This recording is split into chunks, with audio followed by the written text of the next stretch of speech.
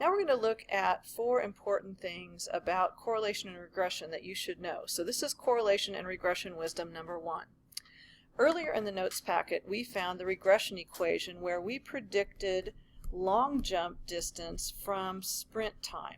And this was the equation that we got by doing a regression where sprint time was the explanatory variable and regression time and jump distance was the response variable. So there's our equation.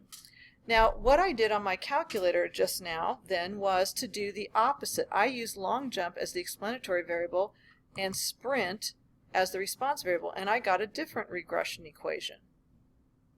So I'm going to write that one down. I have that sprint time can be predicted from long jump time using this equation.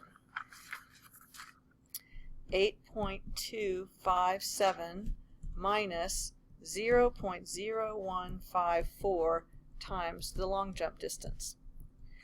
Now we're going to do a little experiment here. We're going to use both equations to predict the sprint time for an individual that has a long jump of 160 inches. So in part A, if I used equation A, so looking at this one right here, equation A, I would substitute 160 for the jump distance, and filling in the rest of the equation, solve for sprint time. So subtracting 414.786 from both sides of the equation, and then dividing by negative 45.743, I would get the sprint time. And that turns out to be 5.569 seconds. Now, using equation number B, equation B right here, I would substitute the 160 for the jump time right here and find sprint. So the predicted sprint time is 8.257 minus 0.0154 times the 160, and that ends up being 5.793 seconds. Now in algebra, when we did an equation where, say, y equals mx plus b, if we put in x, we could find y, or if we put in y, we could find x, and it always referred back to the same point. But clearly these are not the same values. They're kind of close, but they're not the same. So why is it that we don't get exactly the same values with both equations? Well, it turns out that we're dealing with not 2 variables, sprint and long jump. We're dealing with 4 variables. Actual sprint time, predicted jump distance, actual jump distance, and predicted sprint time.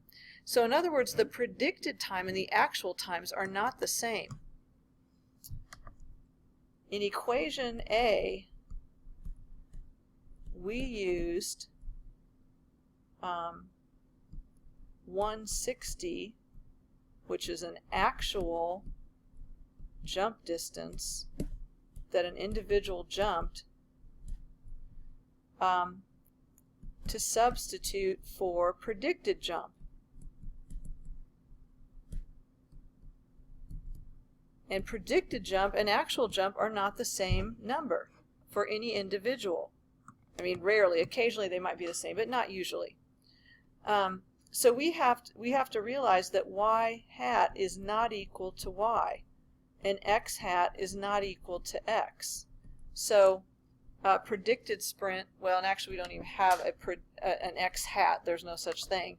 But y hat is not equal to y. So we have to realize that if we want to predict sprint time, we're going to have to use actual jump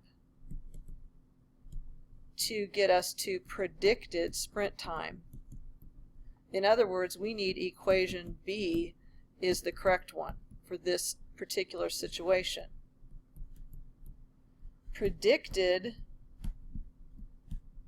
values must always be y.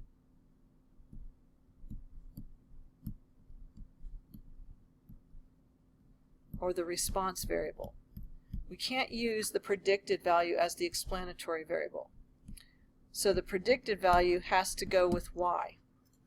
So basically, if we go back and summarize what we have discovered is the distinction between explanatory and response variables is important in regression. The same equation that uses x to predict y cannot use y to predict x.